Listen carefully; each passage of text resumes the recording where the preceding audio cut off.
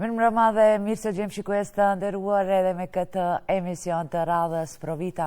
Gjithmonë kënaqësi për mua kur në emision për bashkëbisedues kam persona të rinj, më saktë studentë, sidomos të fakultetit të mjekësisë edhe ato që të dy do të thotë janë ka fundi i studimeve dhe shumë shpejt shpresoj se do jenë mjek të licencuar. Pra, në studio sonte bashkë me ne Selver Iseni, student në Fakultetin e Mjekësisë në Shën Qerili dhe Metodi, dhe Medina Jakupi, gjithashtu studente në Fakultetin e Shkencave Mjekësore në UT. Viti 6, viti 5, që për mua do të thotë shumë shpejt dhe jeni afër të marrjes licencës dhe shumë shpejt dhash zotit që kemi edhe mjek. Mirë se erdhët sonte në Provita. Mirë se ju gjetëm. Mirë se ju gjejmë, faleminderit për ftesën. Shpresoj ta kemi një bisedë këndshme dhe të mirë dhe produktive. Besoj që po, duke marrë parasysh faktin se jeni aktiv, do me thënë, në sektorin e mjekësisë në kuadër të organizatës kulturore humanitare Merhamet. Nga këtu do me thënë edhe ju ftuam sot, sepse pash që keni njësër aktivitetesh, ju dhe normale edhe kolegët e juaj, të cilët janë mjek, gjithashtu keni mjek, por edhe student. A le të fillojmë, do me thënë, me atë se çfarë ju shtyu në fakt që të inkuadrojni në këtë organizatë, ndoshta jeni aktive edhe në shoqata të tjera, por megjithatë kësaj radhe jeni këtu për çato aktivitete të cilat besoj se do keni çfarë na thoni. Po, si fillim, ne jena pjesë e sektorit mjekësisë, ndër shumë edhe shoqatave tjera, në kuadër të organizatës, si statë organizatës humanitare Merhamet. Kjo përpara nuk ka pas kështu lloj sektori, po gjithnjë me idenë që të rit e sidomos studentat e mjekësisë e doktorat e ri me pasën një platformë me u ndihmu ndërmes veti, po me ndihmu edhe popullatës me bo një farë ure mes popullatës direkt me mjekët, me një farë mënyre, mos me shku sipas sistemit, për shembull preventiva primare, gjithmonë është jashtë mjekësisë, jashtë zyreve doktorëve, kështu që kjo e jep këtë mundësi me shpreh ose me informu popullatën për mjekësi, kështu që na jena pjesë e kësajna. Nuk është edhe shumë moti që ka fillu ky sektor, po sa kohë ka që funksiononi? Unë për veti në fillim të këtij viti, fundi i vitit kaluam, jo mbo pjesë dhe kena edhe unë isha në fillim gjithashtu të sektorit, kështu që unë jam e thonë që ofër një vjetë ka, po aktivitete ka pas shumë, po do të ketë. Do të ndalim e neve dhe për ato aktivitete që i keni realizuar, ku ka qenë do me thënë efekti i tyre, nëse ka pas, besoj që keni çfarë të thoni. Medina? Po, organizata ka qenë moti. Studente, vitit 5, shumë shpejt do të thotë edhe një vit kalon shpejt, apo jo, edhe mjeke, aktivitete pashë, kontaktoni me popullatën, me kolegët e juaj, organizoni njësër aktivitetesh, dhe kjo besoj që do ju ndihmon shumë? Po, definitivisht. Ndihmon edhe për t'u lidhur me kolegët në spektër më të gjerë, do me thonë jo vetëm me fakultetin, jo vetëm me Universitetin e Tetovës, do me thonë automatikisht lidhesh edhe me universitetet tjera, për shkak se Merhameti ka dek edhe në Kumanov, edhe në Shkup, edhe në Tetov. Edhe, si tha edhe kolega, shërben si lidhse nëpërmjet studentëve, kolegëve, mjekëve të ardhshëm definitivisht. Kemi pat edhe shumë mbledhje dhe organizime edhe me mjekë që janë tani më të diplomuar edhe specialist, dhe definitivisht na kanë ndihmuar që të i afrohemi më shumë, do me thënë, si do t'ishte të jesh i qasur direkt në punë, të jesh direkt i qasur në ndihmën e pacientëve në spital, do me thënë, ndihmon në gjitha aspektet. Edhe unë mendoj se është për çdo student, edhe viteve para, viteve më në fillim mjekësisë, është shumë ndihmë e madhe të i qasesh direkt sektorit mjekësisë Merhametit, që ta vazhdojsh edhe me kolegët t'jesh më i qasur, t'jesh i qasur në aktivitete, t'jesh i qasur me mjek të tjerë, me çdo spektër të gjerë, du të thomë, me spektër të gjerë të gjithë spitaleve, si me thënë. Kjo besoj që nuk jo ndikon në përgatitjen e provimeve apo në ngecje në fakultet? Si e kishit përshkruar? Jo, përkundra të sepse ndihmon. ndoshta shpeshherë ndodh që të rinj thonë jo se kam frikë se ndoshta mos po janë shkaloj provimet apo mësimet, ligjëratat e kështu me radhë, dhe ndoshta ngurojnë këtë drejtim që të kyqen pse jo në organizate shoqata të këtida ku përmes organizimeve, aktiviteteve dhe shpesher edhe trajnimeve që i kam ndjekur, do me thënë. Tani më vjen keq, besoj që në një nga emisionet arshme të i kemi edhe videot ku do ju shofi më përsjavëmi se si keni funksionuar dhe funksiononi. Po, mendoj që fakulteti jonë është vetë se i fështirë e ta shpebojnë alo ma fështirë. Jo, mendoj që nimon shumë, i nimon studentit me po një perspektiv tjetër, mu taku me një student tjetër se në sektor du të me thonën që pse fillim nuk jena vetëm studentat të mjekësisë përgjithshme si në kurikulumet e universiteteve tona, po gjithashtu edhe studentët stomatologjisë, farmacisë, fizioterapisë e tjera. Kjo mundëson që me pa dhe një perspektiv tjetër, një mënyrë tjetër qysh studenti tjetër e pregadit një provim. Po edhe takime me mjekë, që tha kolegja Medina, të diplomum, e ato edhe na japin inspirim edhe një farë vullneti ose motivi me thonë, po edhe një lehtësim për provimet, kështu që absolutisht nuk menoj, po dishta me cek edhe pak ma herët, që na e krymi fakultetin, po është individual ajo. Vetë e kime kry, vetë kimu bo mjek, dhe kime shërby, po mendoj që nësi ndihmon një kolegu tënd, ose ndihmon direkt populatës, mendoj që bën më shumë se sa je pjesë e shoqërisë.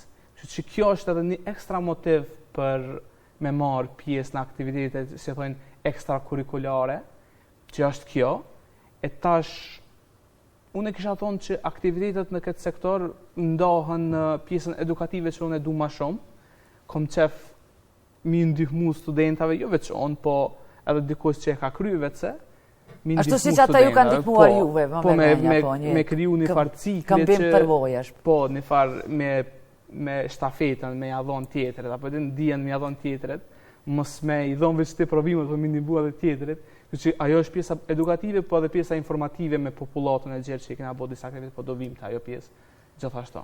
Medina, në këtë kontekst? Në këtë kontekst dështojsha edhe pjesë argëtuse, se deri me një pikë është edhe argëtuse, të njohish njerëz prej Kumanove, prej Struge, prej Shkupi, ne kemi zgjeru rrethin shoqëror me një mënyrë që nuk do e mendojsh ndë një aspekt tjetër, ose me ndë një mënyrë tjetër ta zmadhojsh rrethin shoqëror, përveç se në përmet organizatave të ndryshme që i kemi një qasje, du të thëmë si organizata Merhamet. Definitivisht na zgjeruash edhe rrethi shoqëror edhe në Turqi, nuk e di sa e kemi cek, kemi pat një projekt Spark, edhe tash para një muaj e gjys, kena ardhur edhe ato studentët e farmacisë këtu në Tetov, edhe u pëlqeu shumë, ne i prezantuam pak parafërsisht si ne studiojmë farmacin këtu, gjithashtu e vizituan edhe Kodrën e Gjellit, Institutin e Teknologjisë dhe ekologjisë, dhe ishte perfekt. Na shoqëroi doktor specialist Nejbedin Beadini, edhe ato u kënaqën shumë, por edhe u informuan me një aspekt që s'ishin të informuar atje në Turqi. Në numër, sa jeni? Keni dhënat e tilla? Pritet shtohet numri? Po, jemi diku te 70-80 persona, kuptohet veç student, por ka edhe mjek, ka edhe nxënës shkollës mesme gjithashtu. Po, edhe ata nuk i numëron, por edhe ato janë të interesuar. Po, absolutisht. Folim vetëm sektori i mjekësisë. Po, ne kësaj radhe ju ftuam për të prezantuar sektorin e mjekësisë dhe juve si student, pastaj ndoshta ndonjëherë do vini pse jo edhe bashkë me ndonjë mjek i cili gjithashtu jep kontributin gjatë realizimit të aktiviteteve që kanë të bëjnë për në aspektën ndërgjegjësimit ose ngritjes së vetdijes së popullatës për problemet e ndryshme shëndetësore. Cilin nga aktivitetet ju dhe kishit të veçuar? Unë këtu e pash se keni do të thotë, keni pasur aktivitete për ditën e autizmit, dhurimit gjakut, mjekësia preventive, smundjet e radha e kështu me radhë, por nuk jo mund ajo që do ua prezentoj këto aktivitete shikuese të Provicës, për gjithsesi do me thënë, ju ftuam ju që të na informoni për këto aktivitet. Letë shkojmë me atë se ndoshta ju doni të theksoni aktivitetin e parë të juajin, apo ndoshta ajo që ju ka lënë bresa më së shumti. Po, si fillim të cekim do aktivitetet që i bojmë sikur tradit, me thonë, edhe ajo është dhurimi i gjakut në bashkëpunim me Kryqin e Kuq. Jam bo aktivitete, deri tash një herë është bo në Shkup, Tetov dhe Kumanov, por pritet e të bëhet si tradit dhe të bëhet çdo vit e njëjti aktivitet. Gjithashtu besoj Medina mund të folë edhe për aktivitetin në Turqi që kemi qenë. Po, definitivisht. Spark. Ditën e Trurit ka qenë një aktivitet shumë i mirë. Si thatë case studies, për shembull ka profesor Dr. Bekim Fera prej shkollës mesme Pançe Karagjozov. Na kanë ndihmu me rastet preventive dhe studimin e rasteve mjekësore të ralla, të sëmundjeve të ralla. Aty kanë marrë pjesë nxënësit e shkollave të mesme dhe kanë prezentuar rastet mjekësore me ato sëmundje të ralla me ndihmën e profesorit, kuptohet. Dhe ajo ka qenë një farë mësimi edhe për nxënësa se si bëhet edhe shpjegimi ose analiza e rasteve mjekësore, po edhe për publikun me mësu për sëmundjet e ralla. Që ka pas atë aktivitetet tjera, po edhe do ketë aktivitetet tjera, po mund edhe Medina patëm aktivitet për muajin ros, mund ta cekja. Unë isha si përgjithë se mund ta marrim e muajit ros, do me thonë e përfshitëm edhe kancerin e gjirit aty. E prezantoi doktor specialist Argjenti Meri. Radiolog, po. Po.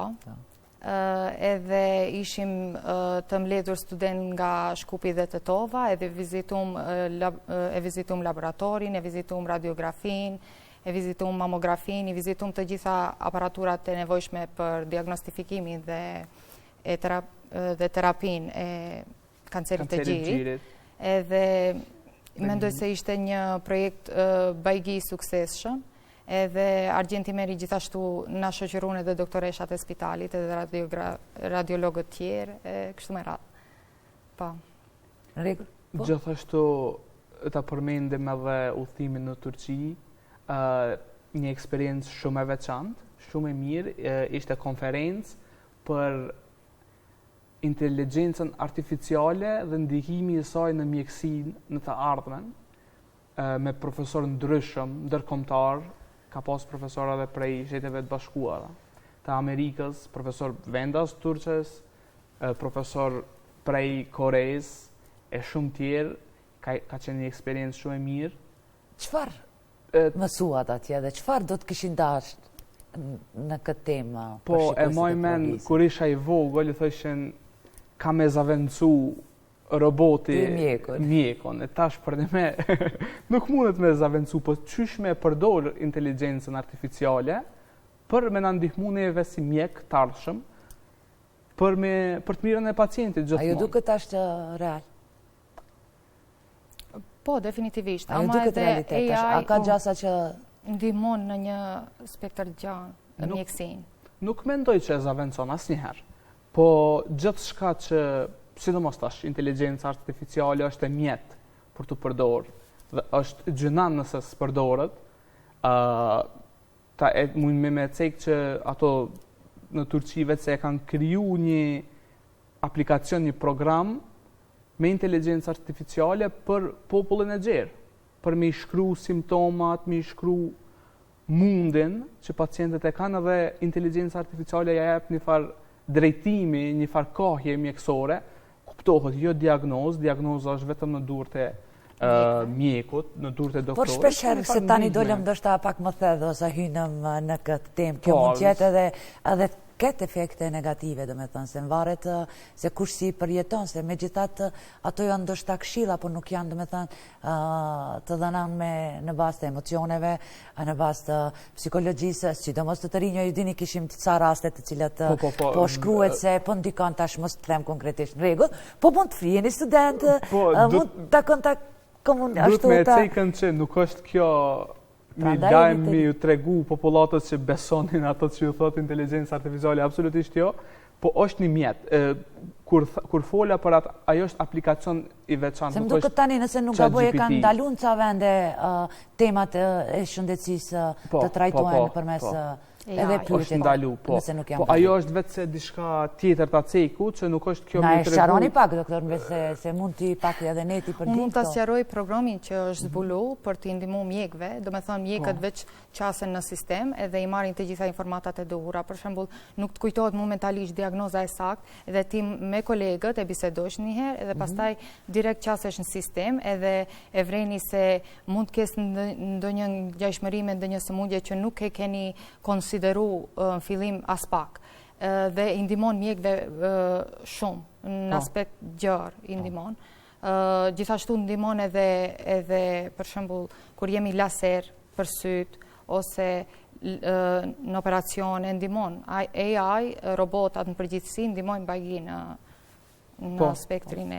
Por populata nuk dohet me u bazu vetëm në ChatGPT ose në internet ose Google. Përpara kon Google ta ka qitë diagnozën më të vështirë, po neve si doktor na ndihmon.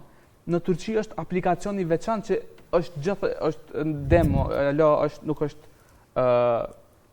si me thonën i gatshëm për publikun, është ende duke u përpunu, po për neve si mjek na ndihmon, për shembull na duhet me kriju një diagnozë diferenciale, i thojmë, për smundjet e mundshme që mund t'i ketë pacienti, diagnozat e mundshme, dhe aty, sepse ka shumë kriteriume, nuk është gjithë shka mbamendje, kuptohet, edhe ne duhet mi përdor dhënat që ekzistojnë, e tash dhënat e njeriut që mundet mi majtmen nuk është aq e madhe sa mundet mi majtmen një kompjuter. Dhe gjithat bëhet fjalë për kompjuter. Po, absolutisht. Po është mjet shumë i mirë për mu përdor, ajo ishte ideja, dhe se si ka me ndiku në të ardhmen. Para 50 viteve nuk e kemi menu që kemi me qenë kështu, që nuk e dihet. Që të bëhet realitet do njerë kjo gjë, po. Shkojmë, thatë se do i këshit vequar edhe dhënien vullnetare të gjakut, këto organizime, këto aktivitete do të thotë janë sinqerisht e të rëndësishme, sidomos kur kyçet edhe mosha më e re. Sepse e din që mbi 16 deri në 18 është shumë më e sigurt, po edhe në 16-17 vjeç mund të dhurohet gjak, nëse nuk jam gabim. Si e komentoni këtë? Sa ndikuan këto organizimet e juaja në ngritjen e vetdijes? Kjo më është si tradit në shoqatën Merhamet, kjo është bërë më si tradit, ka disa vite që organizohet kjo dhurimi i gjakut, bashkëpunim me Kryqin e Kuq. Po. Edhe bëhet edhe Shkup Tetov, Thash Kumanov, organizohet, prandaj e quajmë ne si tradit, edhe është një organizim i moçëm, edhe as nuk është përmend. Ne i përmendëm këto që i kemi ma treja këto organizimet, ama kjo është organizimi më i rëndësishëm. Kështu që mundeni diçka të përmendni që mendoni se... Po, organizimi më i rëndësishëm në fakt është ky dhurimi i gjakut, për shkak se i ndihmon spitaleve, i ndihmon më shumë popullatës në gjitha aspekteve. Kështu që mirë që e cekët, kjo është më e rëndësishmja aktivitet që e kemi në Merhamet, mendoj. Atëherë, cili nga ju do na sqaron se në bazë të shkafit ju vendosni se do e trajtoni këtë temë? Sepse thatë nëse nuk gaboj, po, jeni në nëmbredhen e organizatës do të thotë në fjalë, po megjithatë ju jeni dikaster i veçantë që zakonisht organizimet varen prej jush, apo nëse nuk gaboj. Po, definitivisht. Si vendosni për cilën temë do të realizoni ndonjë aktivitet, dhe pse për shembull ta zëm nëse keni për përmendet smundjet e trurit, pastaj muajin roz. Tani e patëm diabetin, duket se nuk keni shënuar, por asnjëherë s'është vënë. Kësaj radhe sfaku. Okej, të sqarojmë pak strukturën. Është edhe një problem shkoku që jena dy universitete, një është në Tetov, një në Shkup. Pak më vështirë do shta e keni... Po dhe nuk mendoj që është një strukturë piramidale, me thonë, që është vetëm një njeri që vendos, po gjithkusht që është pjesë, me thonë, ose antar me një farë mënyre e sektorit, mundet me dhënë një ide, me shprej idenë, nëse e ka pak të ma vështirë me shprejtë dikush që se njef, e shprejtë dikush që e njef, ato e shprejhin dhe munja dhe vendosim. Po, deshta me cekë që kemi disa që veprojmë në Shkup, për shembull Medina dhe disa tjerë që veprojnë më shumë në Tetov, dhe të tjerë në Kumanov, Kumanov, kena edhe prej prej Prilepit dhe prej Velezit, fshatrave të Velezit, student që janë pjesë e jona, kështu që gjithë mund me dhonë idenë dhe ma në fund ne bëjmë një mbledhje edhe organizojmë edhe shojmë në kuadro cilën të mjek i kemi, edhe pastaj organizohet eventi, ose organizohet mbledhja, ose organizohet vizita në spital, do me thonë varet krejt prej studentëve, varet krejt prej antarve. Edhe shkohet në bazë të ditëve ndërkombëtare, për shembull të sëmundjes HIV, sëmundjes kancerit gjirit, si tham, diabetit. A do njerë të organizoni ndonjë trajnim të studentëve, po pse ju edhe të takojeni me populatën, për ndonjë problem më të theksuar, sidomos do me thënë, për populatën. Sa ju këto i bëni që në aspektet të nevojave të qytetareve, ose nëse keni hulumtuar si cilat janë problemet më të shpeshta të shoqërisë në sektorin e shëndetësisë. Po, definitivisht. Kemi pat një organizim të tillë, Jaceka edhe kolegës të qendra edukative, më duket Inox, këtu në Shkup, po, ishte për shëndetin mental, se kohët e fundit kemi shumë probleme si shoqëri me shëndetin mental, edhe u cek ajo temë, e shqyrtum temën, ishin edhe doktor të pranishëm që janë të specializuar në aspektin e shëndetit mental, kështu që mendoj se zakonisht qasemi temave që ju nevojiten populatës. Edhe ishte hyrja e lirë, hyrën edhe populata, do me thonë student jo të mjekësisë, kishte pjesëmarrje të madhe me student, pjesëmarrje të madhe me gra, bura, do me thonë edhe të moshës madhore, jo vetëm student. A mendoni se mirë është ndonjëherë qoftë në Tetov, Kumanova, apo një ditë në gjitha qytetet ju si student të mjekësisë, pa marrë parasysh se në cilin universitet studioni, të bëni një aktivitet për të qenë gati, do me thënë, dhe aty për gjitha ata qytetarë që ndoshta rastisht do kalojnë, qoftë për ndonjë këshill. Ne jemi mësuar shpesh matjen e sheqerit në gjak, shtypjes, po ndoshta edhe ndonjë këshill tjetër aty për aty thjesht takim me qytetarët, dhe sa këtë e bëni? Po kjo është ide. Edhe mendoni se është e rëndësishme? Kjo është ide shumë e mirë. Kjo është ide shumë e mirë dhe besoj, sa thash, përpara ka pas aktivitete mjekësore në kuadër të institucioneve merhamet organizatës, po tash jena formu pak ma formalisht si sektor digasteri mjekësisë, kështu që nuk i kemi bo deri tash këto aktivitete, po sigurisht i kemi në plan, po unë për veti më shumë e pëlqej pjesën edukative të aktiviteteve. Ajo që ju takon juve drejt për drejt, se besoj që ndoshta do keni lëvërdim të madhe profesionale në atë aspekt, apo jo? Po, tash muj me cekën një kurikulum që unë jam të përgadit, është në zhvillim sipër, bëhet fjalë për arsyetimin paraklinik dhe analiza patofiziologjike të sëmundjeve, është pak jo shumë e kapshme për neve, por në na shërëm për çfarë. Prandaj është pjesë edukative, do më thonë është për studentët e mjekësisë, ato më të rit, që na ta zomi që jena viti 5-6 me mujt me anda një pjesë dituris, po jo vetëm na dhe mjekët që jena në kontakt me dhe që na ndihmojnë doktor Burhani, doktor Bekimi e tjerë, doktoresha Edlira, që me mujt në përmjet këti kurikulumi me nda diturin. Ajo është pjesa e smundjeve si pas sistemeve, kemi sistemin kardiovaskular, sistemin gastrointestinal, nervore, etjera, e smundjet më të mëdhaja, më të shpeshta, i analizojmë dhe se si smundja vjen në klinik, si paraqitet simptomi prej asaj smundja dhe si mund të gjejmë smundjen prej ati simptomi, dhe bëjmë analizë patofiziologjike, dhe më thonë fiziologji me smundje, që besoj do jetë shumë, do jetë si kurs, do më thonë, dhe do jetë shumë e vyshme për studentët. Mendoj që edhe për nxënësit, edhe frymëzim, ajo është, mendoj që numër 1, frymëzim, inspirim më konën për matrit. Kështu që kjo është një prej. Diçka tjetër që keni të thoni rreth projekteve, ose keni ndonjë projekt që kemi për qefi, ju dhe thatë muajin roz keni qenë mjaft aktive, apo jo, ose e keni organizuar diçka tjetër?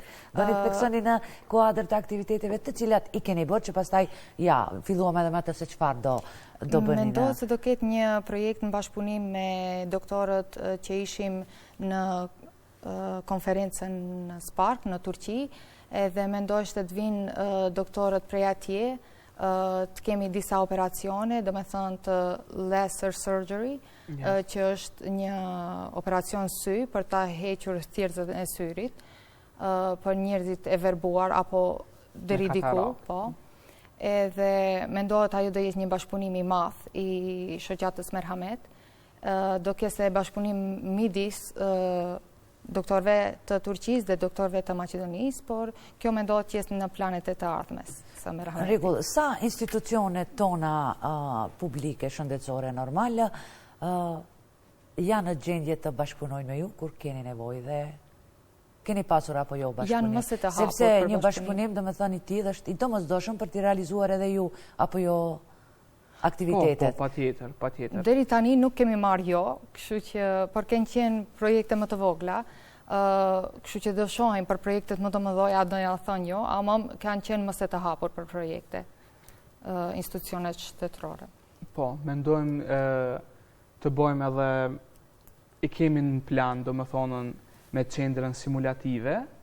Është pak vështirë sepse janë me një farë tranzicioni edhe ato, po është mese vyshme, unë për veti e kisha një kurs me Dr. Frank Young, doktor Gjerman-Amerikan, për ndihmën e shpejt, bazike dhe të avancuar, kompresionet të toraksit, gjatë një kolabimit të emi apo ndalje të zemrës, se si duhet veprohet, si bëhet kolaborim me mjekët tjerë, si duhet veprot në sekunda, në moment urgent, dhe mendoj që në bisedime me mjekun, me doktor Frank, do mundohem që unë ta marrë rolin e mësuesit për të tjerët, kështu që edhe ajo është në planet tonë, ajo është në bashkëpunim kuptohet me qendrën simulative të Maqedonisë. Shpresoj ta kena një bashkëpunim të mirë edhe me ato, se na dohen kukullat, të cilët na nuk i posedojmë. Po ashtu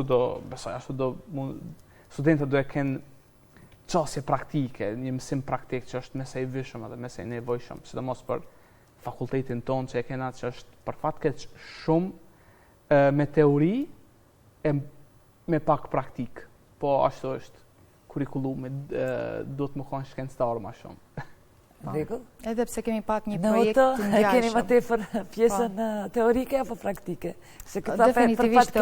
Definitivisht teorike. Praktike fatkeqësisht mungon në të gjithë Maqedoninë. Shfrytëzojeni rastin tani, do me thonë tregoni çfarë krejt, ndoshta kishit pasur dëshirë të keni që mbase jeni kaq, do me thonë pozitiv dhe duani të lumtoni, të bëni aktivitete të ndryshme për rritjen e ndërgjegjes, qoftë tek kolegët më të rinj, studentët, po pse jo edhe të rinj që ndoshta do vendosin të bëhen mjek të ardhshëm, edhe nga ana tjetër, unë pash nga rrjetet sociale se keni pasur takime edhe me qytetarët, edhe me fëmijë, kështu me radhë. Urdhani, ndoshta ju ndëgjon dikush me si ide edhe nga institucionet përgjegjëse?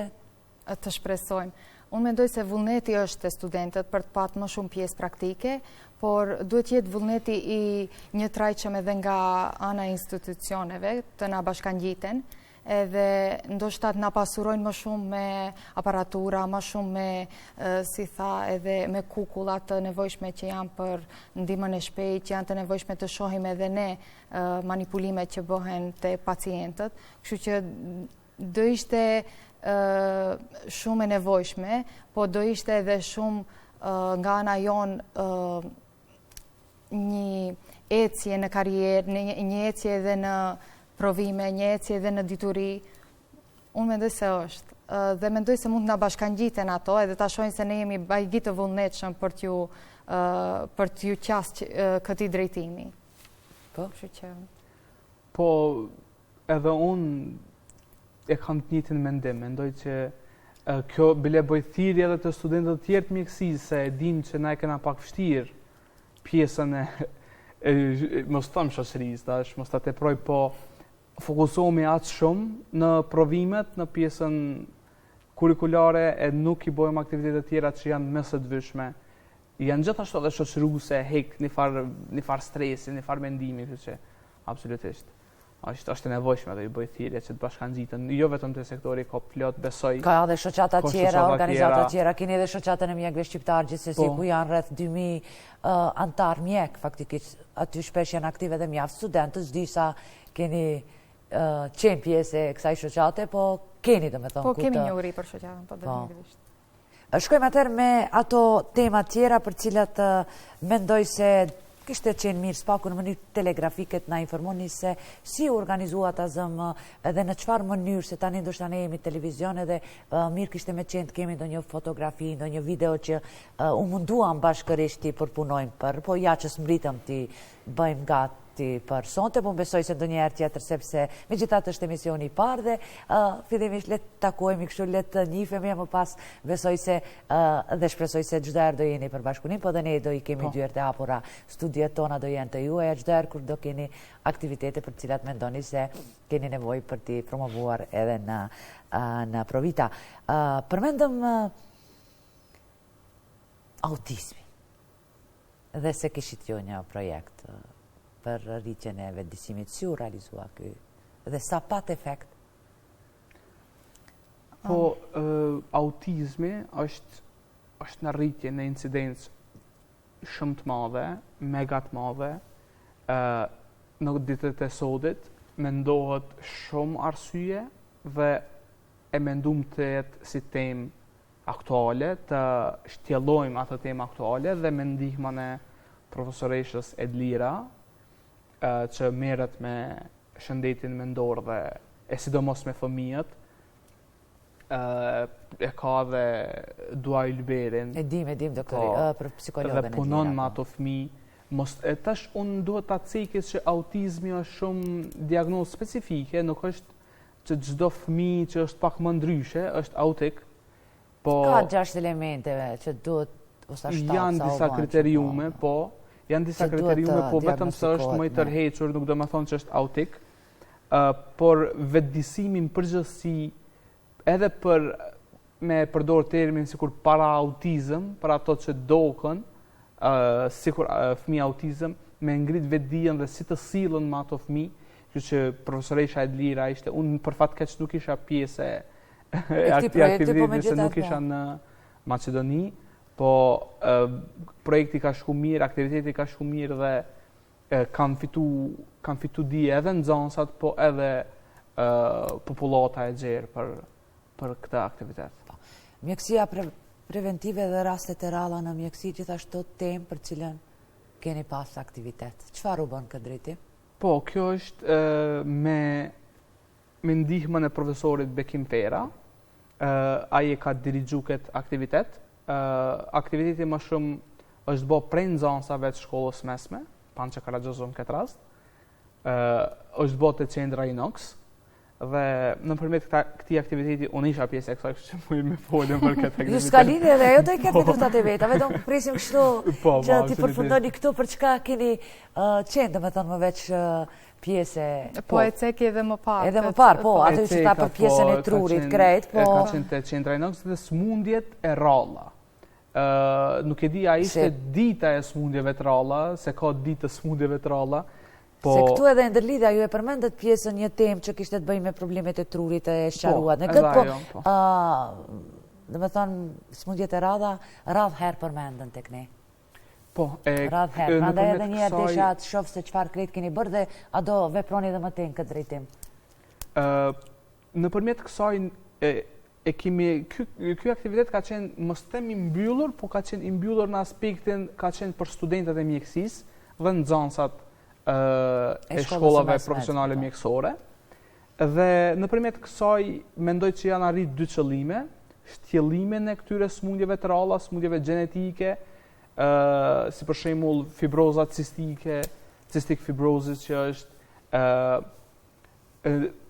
disa smundje tjera të veshkëve, hemofilia për shembull. Nëpërmjet këtyre smundjeve, nxënësit kanë prezantuar raste të vërteta mjekësore në dirigjimin e profesorit, i cili është duke specializu tashmë në endokrinologji që për përmendi shumë, e përshëndes, nëpërmjet profesorit, nxënësit i kanë prezentu temat dhe i kanë shtjellu ato temat që për mu më pëlqen shumë, shkaku se duhet me ditën të fillu prej nxënësit, e kjo është bo në shkollën, në shkollën në qendrën edukative Inox, dhe besoj që kanë marrë edhe një farë trajnime se si përpunohet rasti mjekësor dhe i kemi marrë disa një edukim me thonë, ose dhona për smundjet.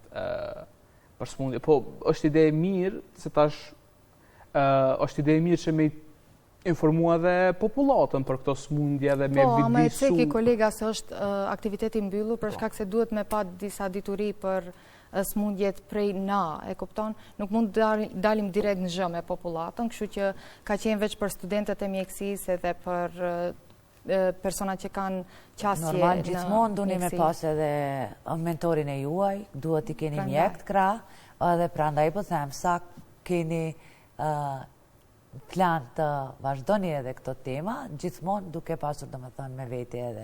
Jo rasisht ju pyet asaj keni për krahje në institucioneve shëndetësore, sepse s'besoj që ndonjë mjek që merret me këto problematika nuk do ju shoqëronte edhe thjesht një ditë me ju në terren, që t'jeni bashkë në ndonjë thjesht qoftë me broshura në mënyra të ndryshme, të informoni pak më tepër për autizmin, sepse prap do kthehemi tek rrjetet sociale, tek interneti. Tani, çdo kush po ka qasje, çdo kush po pyet përmes rrjeteve sociale se çfarë nëse fëmia është me këtë diagnozë, çfarë bëjmë. Edhe aty po marrim domethënë ndoshta përgjigje, informacionet që mund ndihmojnë, po nga ana tjetër ndoshta edhe shumë kush mund pëson këtu nëse marrim përgjigje jo adekuate dhe jo profesionale. Dhe sa ju do flisni domethënë këtë temë, se sa është me rëndësi që me të vërtetë para se gjithashtu këshillat merren nga mjeku.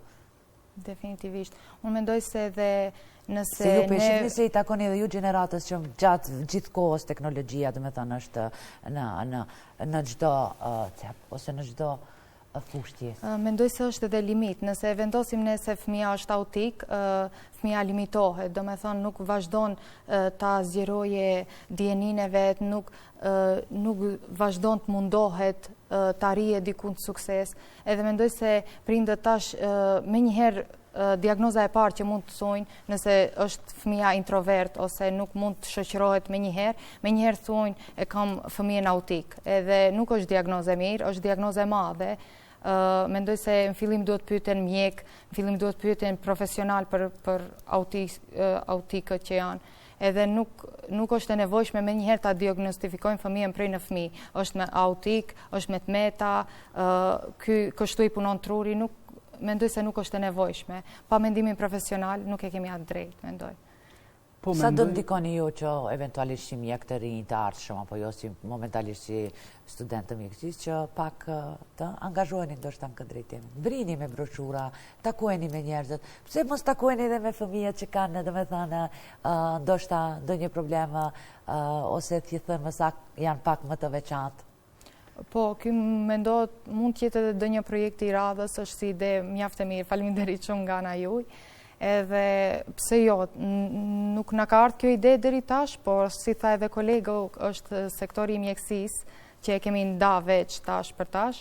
Megjithatë është një sektor i ri, tash një vogël, so ju nuk na ka ardhur si ide. Juve u erdh shumë mirë si ide, mund të na bashkangjiteni edhe ju tash. Çdo herë jam për bashkëpunim absolut, nëse në një apo tjetër mënyrë mund të ndihmojmë si medium, si gazetare, pse jo. Po, është ide e mirë se tash është shumë në modë vetë diagnostifikimi, edhe diagnostit që e përmendëm parzit edhe diagnostifikim nëpërmjet internetit, e nuk është i duhur.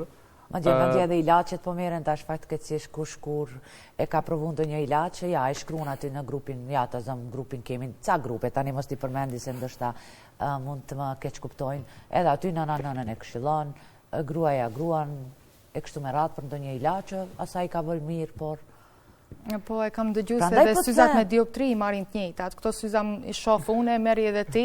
Tani kjo është problem në vete, më besoni jo rastisht, po them spaku ju se ju jeni në moshën më të mirë ku mund edhe të studioni, po edhe të takoheni me popullatën, po edhe të bëni një sër aktivitetesh tjera me të vetmin qëllim që të vetëdijsohen qytetarët për këto lloj problematika që unë si gazetare ndoshta i shoh. Po ja tani pyetja e tjetër në adresë të juajnë. Cilat tema janë ende tabu nga këndvështrimi një studenti afër marrjes së licencës dhe shumë shpejt doktor i ardhshëm. Edhe për çka ne si shoqëri ndoshta nuk po mundemi ti detektojmë ose të kontribojmë në përgjithësi për parandalim. Mendoj se shumica e temave te ne shqiptarët definitivisht ka qenë si tabu, se jo se kemi djalin e smund, jo se kemi çikën e smund. Edhe tash ne kemi edhe tabu tema tjera, mendoj këtë pjesë, okej, në rregull e mbarum si problem, po cilat janë sipas jush tema tjera që mos t'ju jap tani unë tema ose ideja për çfarë ende duhet flisni? Po për shembull temat e sterilitetit, temat e probleme me si më thon, gjenetikën, do me thonë shëndeti seksual është tabu, është tema në vete komplet tabu. Është tabu, po. Virusi HPV, ta thjeshtsojmë, virusi HPV, do me thonë smundjet seksualisht të transmetueshme janë tabu te. Urnani vazhdoni. Sa pra ju duke ditur këtë si të rinj, do filloni ndonjë aktivitet për të informuar të rinjt, ta zëm? Po, ne tham, nga dal t'i qasemi këti aspekti, do me thonë, njëherë e bom këtë organizimin që ishte për muaj ros, edhe për kancerin e gjirit, edhe pastaj nga dal, do me thonë, di qasemi edhe populatës, edhe që ti hekim pak tabuja, ti hekim pak me hapamat nga dal. A keni planifiku t'i vizitoni shkollat, sidomos shkollat e mesme? Që thjesht takojni me zonësit, një orë ligjerata? Me tema të ndryshme, e keni planifiku ndonjëherë? Na, mendoni se duhet.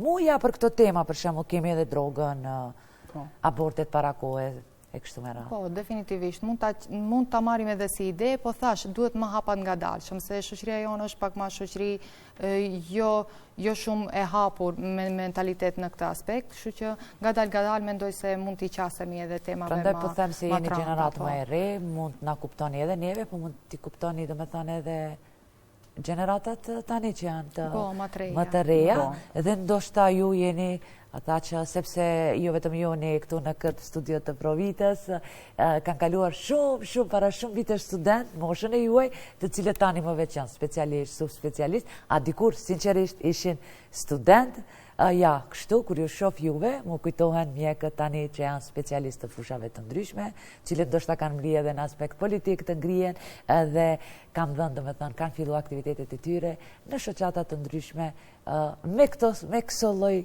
aktivitetesh si që po bëni ju.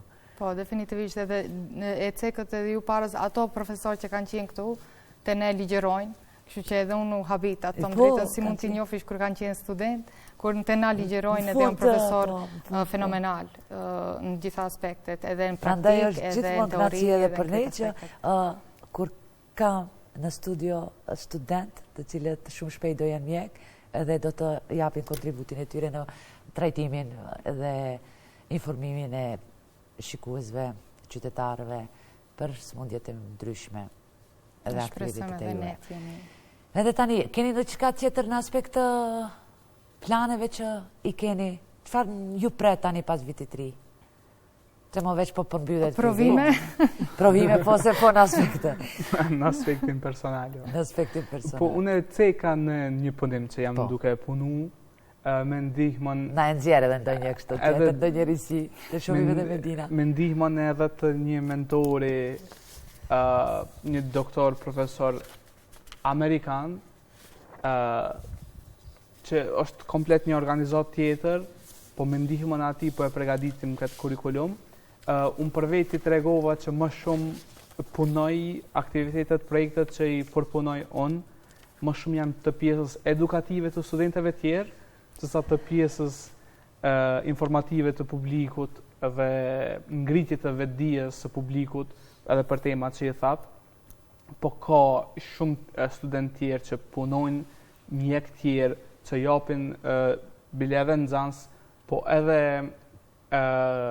drejtime tjera, për shembull farmacist, stomatolog që janë pjesë e sektorit mjekësisë, që merren me aktivitete tjera, po unë për veti përket mendoj që doja shumë e mirë, mendoj që nuk është bërë deri tash, ne kemi bërë me profesor doktor Timothy Gall, e kemi bon Clinical Reasoning Club, dhe më thonë arsyetim kliniki sëmundjeve, dhe më thonë e kena një klub ku mblidhemi dhe vizitojmë pacient të vërtet në qendrën klinike universitare Nën Tereza dhe marrim anamnezë, marrim historinë e pacientit dhe pastaj ulemi gjithë me mentorët tonë, të cilët unë për shembull isha student dhe kisha dikan mentor, tash unë jam mentor i studentëve tjerë. E këto po dojmë me bo, unë si për veti jam pak ma teoricient, tash po foli shumë për veti, kërkëndjes, po e du më shumë pjesën teorike, e tash jemi duke përgatitën atë kurrikulum ku do shtjellojmë më shumë teorinë edhe pyetjen pse të sëmundjeve, pse bëhet kjo sëmundje, pse rjedh kjo sëmundje tjetër nga ajo tjetra, si ndërlidhen gjanat, kjo quhet patofiziologji më shumë, të cilën e kam për qefi, ndoshta edhe... Mos, po na shkoni specializim në fushën e patologjisë, dhe ashtu tek ne jemi në deficit, do me thënë. Jemi në deficit, absolutisht jemi në deficit. Sidomos palës tonë janë definitivisht pak di, sa patologi kemi shqiptar neve në vend. Shumë pak, patolog shqiptar... Nuk di edhe... Asun nuk e di, po... Nuk e di numrin e saktë, dhe me thonë, po eventualisht mos po bësh... Ndoshta, më shumë sepse me gjithatë të vazhdoni, pasi të përfundoni, nuk... Specializim, po, dhe pasi të përfundojmë, pasi të diplomomi, me lejnë e Zotit, kuptohet, me fakultetin e mjekësisë, do të vazhdojmë pjesa e specializimit, e tash nuk shkojnë gjithë në paraklinik. Paraklinika nuk është e drejt për drejt e lidhun me pacientin. Trajtimin e pacientëve, po... është në mënyrë indirekte, është më shumë mirët me hulumtime shkencore dhe edukimin e studentëve tjerë, po edhe merret me diagnostifikim, për shembull mjekësia nukleare është pjesë e patofiziologjisë në qendrën klinike universitare tonën, në Universitetin e Shën Kirill dhe Metodi. E mundet që edhe vazhdoj atë pjesën, ato janë institute, thash, është pak, edhe kjo është, më ston tabu, po studentët nuk kanë qef me shku në paraklinik, dojnë direkt me pacientin me pas punë, po, do shta unë. Le t'ja lajnë kohës, a vën ashtu? Me tira, çfarë do thoshe ti këtë drejtim? Në këtë drejtim do thosha është më mirë të fokusohesh në gjitha anët, njëherë, në gjitha aspektet e mjekësisë, e pastaj cili aspekt më shumë edhe të pëlqen, edhe shes se ka probleme dhe ka deficit, si thatë ju në Republikën e Maqedonisë, edhe mendoj se duhet fokusohemi në ato aspekte që ka deficit, që të mundemi ti jemi sa më shumë ndim populatës tonë, mendoj se ashtu. Kur jemi të sistemi shëndetësor, kemi mendime ndryshme, do me thënë, kemi kushte, s'kemi kushte, rrogat e vogla, të larta, po rrim këto, po ikim jashtë, kështu me radhë, kemi këtë problema, po jo. Po tash më intereson ju si mjek të arshëm të rinë, si e vlerësoni sistemi shëndetësor në vend, ose ndonjë këshillë, ndonjë problem që do e kishit veçuar, që ndoshta me zgjidhjen e tyre mjekët do rinë këtu. Keni, bisedoni ju në mes vete këtë çështje? Unë mendoj se ka më shumë mjekë se veç ta kemi parasysh jeni në fund më të studimeve dhe shumë shpejt do jeni mjek të licencuar dhe pastaj duhet edhe ju të punsojnë, apo jo? Po ku janë specializimet? Si e kishit komentuar shkurtimisht këtë çështje? Unë do kisha thënë se kemi shumë mjek, edhe kemi shumë doktor të mirë, edhe më pak vende pune. Kështu që mendoj se ajo e krijon atë me njëherë që mjekët sa diplomohen dalin jashtë, edhe nuk mund t'i qasen as pak sistemit në Maqedoni, kështu që ashtu qasemi direkt. E dish mjekët e mirë është bollshëm situata këtu në Maqedoni, ndërsa vende pune ka më pak, mendoj. Ajo është mendimi jem. Unë do e kisha thonë edhe për një këndvështrimi tjetër që mendoj që shumica e studentëve dojnë me shku me një drejtim caktum, e drejtimet tjera i lon pak anash, e na drejtim caktum kur janë shumë vetat që dojnë nuk pranohen gjithë. Prandaj tash duhet me u fokusu ku ka deficit. Do me thënë, si tha kolega, nuk ka patolog mjaftueshëm. Edhe pse mund të jetë drejtimi më i rëndë, ama do jetë më drejtim me benefit për popullatën. Sipas analizave ose bisedave që i bëni mes jush, se jeni thash mjek të ardhshëm, të rinj, takueni me profesor, me doktor, me persona do me thënë shumë, do me thënë më mosh, por edhe profesionist të ndryshëm, do me thënë të lëmive të ndryshme. Nga këndvështrimi juaj, cilat janë ato profesione, ose dek të mjekësisë më deficit, përveç, si që thamë, patologëve, se më intereson edhe mendimi juaj, si e shihni ju? Unë do kisha thonë që gjithë paraklinika, si fillim, është në deficit, të fillu prej patologut, patofiziologut, fiziologut, pjesës paramjekësore, institucioneve paramjekësore, për shembull biokimi, tash po dalë edhe temë tjetër, po ka dhe shkencat primare janë deficit, e kjo ndërlidhet me biokimin, për shembull fizika, kimia, matematika, ato janë deficit. Mendoj që gjithë studentët dëshirojnë një lidhje direkte me pacientin dhe e pëlqejnë klinikën, po nuk e pëlqejnë paraklinikën. Në paraklinik i përmenda cilat bëjmë pjesë më shumë, institucionet e shëndetit publik, për shembull, institucioni i shëndetit publik nuk ka mjek të mjaftueshëm në atë vend. Plus gjithmonë është nuk kisha thonë deficit, po gjithmonë ka nevojë për mjek familjar. Studentët nuk dojnë, po nisem me bisedimet që i kom bërë me kolegët e mi, ku 95% kisha thonë që dojnë me shku gjysa për tyne kirurg, e tjerët internist, ginekolog, dermatologist ka plot, po nuk kirurg plastik gjithashtu ka, po? Kirurg plastik është nivel botror, kirurgjia plastike kisha thonë është mos të me para, ortopedia është e para, po kirurgjia plastike është e dyta që ka fluks të madhe të shirë të madhe për studentëve. Mendoj që mjekësia interne, jo interventa është më pak se sa intervente për disa arsye studentët dojnë me marrë zanatën e kirurgjisë. Unë për veti shumë. Dhe zoti ju plëtsofshin dëshirat dhe planet gjithë atyre që ka nevojë brinë. Aty po e jonja është thjesht t'ju pyesim, ju si mjek të ardhshëm të rinj, si e shihni domethënë sistemi shëndetësor, ku ka deficit, ku jo, që ndoshta thjesht mësojmë edhe ne diçka, ose ata që ndjekin. Tash është duke u bën një farë bashkimi, mos thon bashkim se tash, po afrohet kirurgjia me mjekësinë interne, ku sa më pak kemi operacione, po sa më shumë kemi intervenime, jo me hapje, jo me operacionet klasike që e hap barkun komplet, tash bëhet laparoskopi, bëhet endoskopi nëpërmjet endoskopisë. Do me thonë, nuk kemi operacione plastike, tash afrohet shumë ma shumë këto dy lemit mëdhoja kisha thonën, e humb edhe mos thom rëndësinë, mundesh me thonën, nëse je vetëm kirurg plastik, ose jo kirurg plastik, po kirurg klasik kisha thonë, ose kirurg general, ose internist general, duhet me pas të dyja tash, më shumë bëhen intervenime, për shembull radiologjia është duke u avancu tej mase dhe ka nevojë për radiolog. Gjithsesi, edhe radiologët janë deficit tek ne, absolutisht, atë të gjithë e dim, prandaj edhe kemi probleme me leximin e imazheve. Intervenimet më urgjente bëhen nëpërmjet radiologjisë, nëpërmjet pajisjeve radiologjike dhe radiologëve, për shembull një infarkt në zemër apo një infarkt në tru, me fluoroskopi, me radiologu mundet me bë procedurën, po edhe internisti kardiologu intervent mundet me bëhet punë.